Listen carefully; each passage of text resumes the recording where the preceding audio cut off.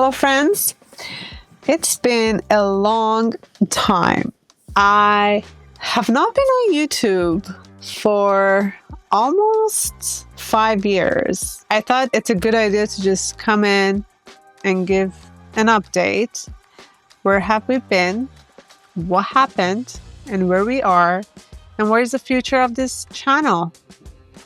We have decided to come back and give this channel another life, I guess. We really enjoyed making videos. We just took a very long break, and I think it's the best time to come back right now. And I'll explain why and all the teas from the last 4 years, 5 years. I think it's been almost 5 years.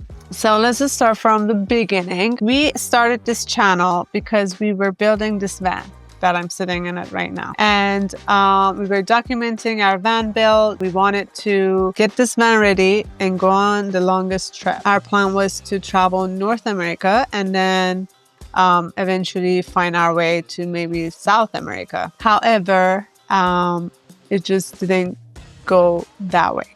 As you all know, something happened called COVID, and it was really beginning of our trip. So I remember exactly what date we started our trip. It was February 14th, 2020. So we went on our trip, and every province that we were passing in the United States, we would hearing that there are more cases, there are more cases, there are more cases. So we were traveling for a month. So from February till March, let's say it was March probably 12th or 13th, that we legit crossed the border and entered to Canada. And that was when COVID was actual a thing. I had a date to be back at my work.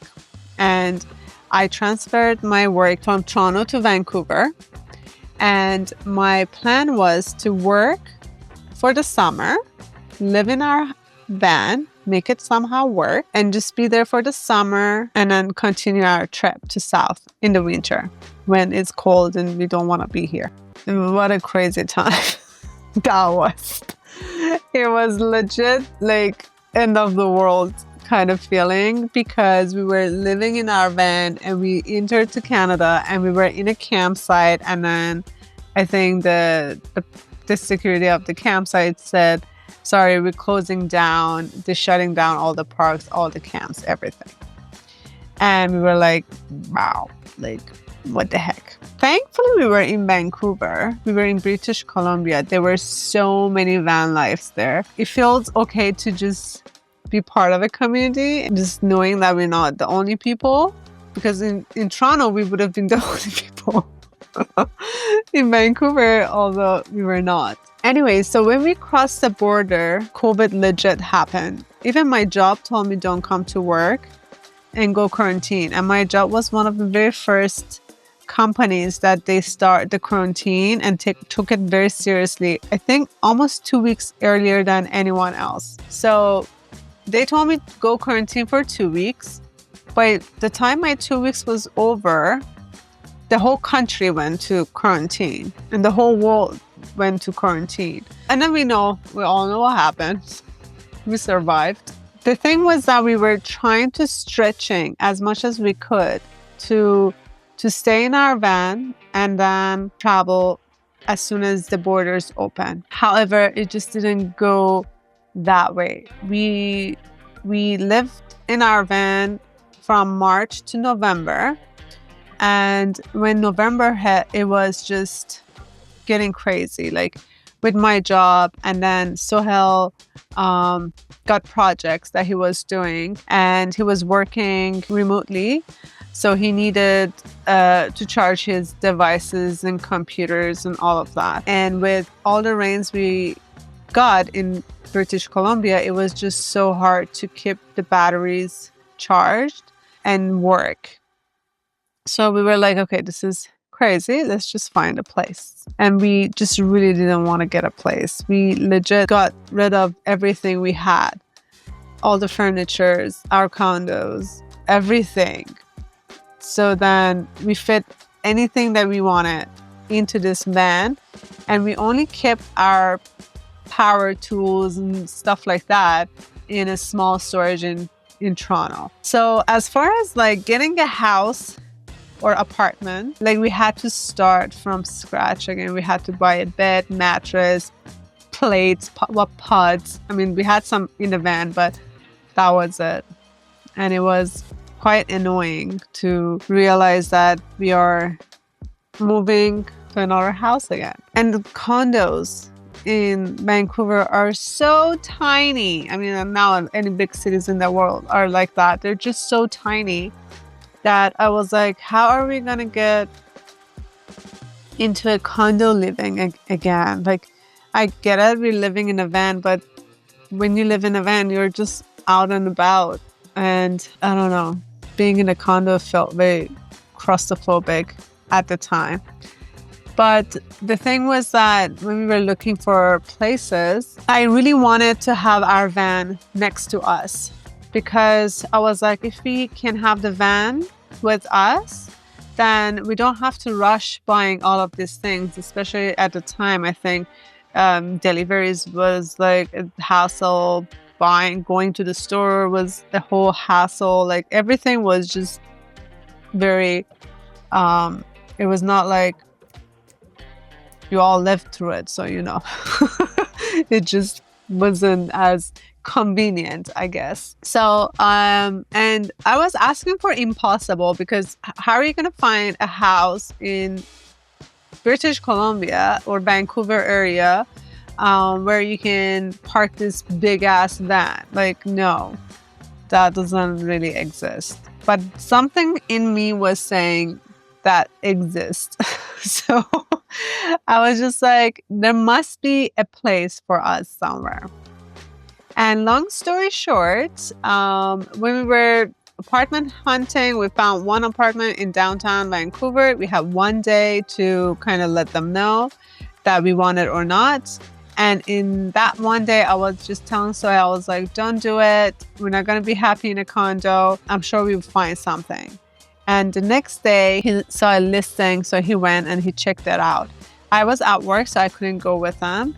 But it was a very old house in a little bit, it was outside of Vancouver area, like outside of the city. But it didn't matter. It was a house with a big land with it, that also was not like what I thought we would get. I just saw like a place that has a good parking spot so I can park my van. You know, just something like that. But then we got a house with a 4 acres land that was just for us, which was very strange. Like those things really doesn't exist, especially in BC. So Soil told me like, it's like this. These are the pictures. The pictures were awful, but I was like, I don't care. I was just like, just do the application, get it. This is it. We want that. And he was like, are you sure? This is like a very quirky house. It's just like a very strange layout and everything. And I was like, I don't care. If I don't like it, I just live in my own van until we can get out of here as soon as the borders open. So anyways, we got that place. It was very funny because the landlord told the guy who was doing the listing and everything that make sure the wife comes and see the place. We don't want them to come in and say they don't like it and want to leave. And I was like, we won't leave. We want the place. And we really thought like we're going to be there for 6 months and then the border's going to open. But that didn't happen. We lived in that house for 4 years. And that's, my friends, all of our DIY house makeover journey kind of started. I mean, it really started with this van when we built it ourselves. But when we got that house, I was like, I'm not going to buy any furniture.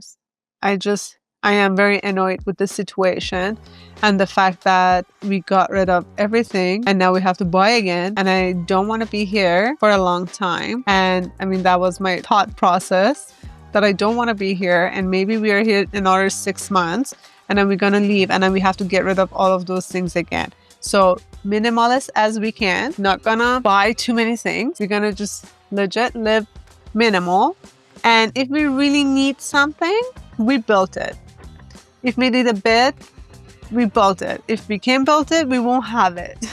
So if we want a couch, we're gonna build it. If we can't build it, we won't have it. As simple as it is. I live in my van And it just feels like we are paying for a most expensive private campsite. You know, you have power, you have shower, and you have water. But you live in a van, but you have an empty house. I was just like, let's do it. I don't care.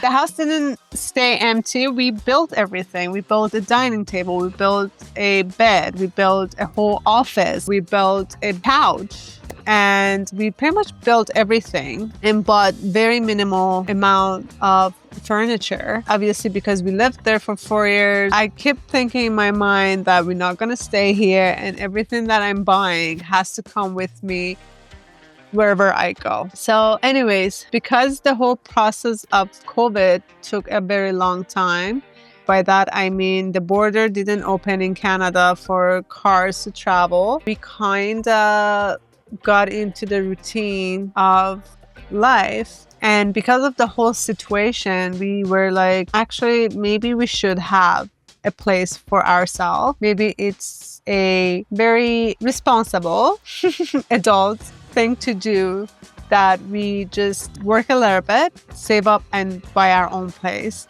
And at the time, there were some stuff was happening work-wise and we had some opportunities. And by the time that border was open and we could go, we were like deep into projects and then we were saving up. Probably very soon can buy our own place. So let's just do that. So long story short, we start buying our own place. It took us 2 years to find this house that we are right now. And the process pretty much was like this. So we looked at condos, we looked at houses, we looked at cottages, we looked at their lands, we looked at everything.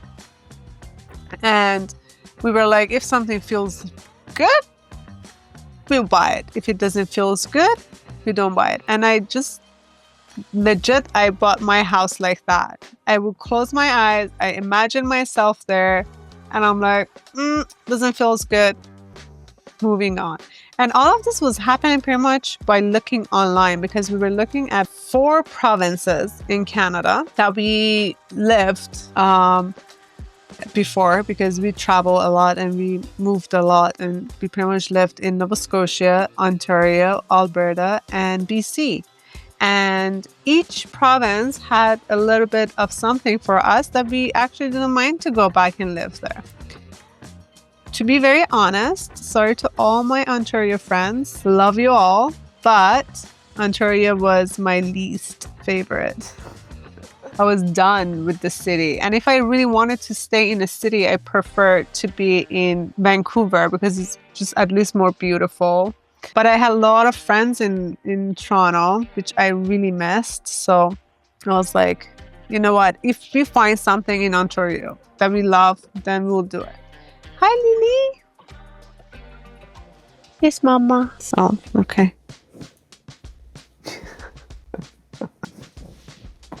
Down. So anyways, if we find something in Ontario, then we'll do it. So we looked everywhere, and as we were looking, we keep narrowing it down to, okay, feels like we don't want to spend money on condos because we feel like might get too bored too soon, and like how much things you can do in a condo. Also, at that point, Sohail pretty much built a garage full of power tools for himself, and I'm like, if we go to a condo, what are you gonna put? Like, we have to have a storage for all of these things, and where are you gonna do that? You know, it's just like the life went towards a lifestyle that living in a condo was just boring, because Sohail was spending a lot of time in the workshop. And so just imagine taking that away. So your hobby is gone. So what are you going to do with your free time now? It just felt a little like unrealistic at that point. So anyways, we soon start like narrowing down to like buying a land, buying a place. And then we looked everywhere. And long story short, we came across this place in Nova Scotia. And Nova Scotia is our pretty much home in Canada. We met here. My parents lives here. We both lived here for a very long time before we moved to another province.